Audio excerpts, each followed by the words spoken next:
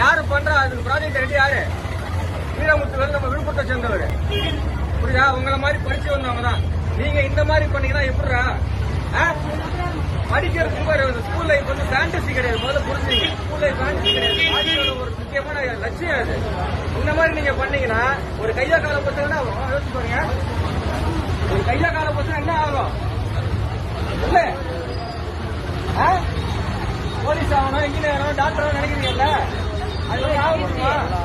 அப்புறம் இதுதான் நாளைக்கு வந்து சோறு போட போதா? படிக்கட்டில் தொங்கிட்டு வரதான் சோறு போட போதா? படிக்கட்டில் தொங்கிட்டு வரதான் சோறு போட போதாப்பா? படிக்கட்டில் தொங்கிட்டு வரதான் சோறு போட போதா? அதை யாருக்கு சாகசம் பண்றியா? நீ வாழ்க்கையில பண்ற சாகசம் என்ன தெரியுமா? படிச்சு உன் பெற்றவர்கள் நல்ல பேர் தான். புரியுதா? நல்ல புரிச்சுருக்காங்க பத்தியா? நீங்க கொண்டாடு பாரு, இன்னைக்கு சயின்டிஸ்ட் ப்ராஜெக்ட் இருக்கு வீரமுத்து இருக்காரு, அவரை மாதிரி ஆகுங்க. அதுதான் புரியுதா? அதுதான் வந்து பேர் எடுத்துக்காமிக்கிற ஒரு விஷயம். இந்த மாதிரி பண்ணீங்கன்னா எப்படி?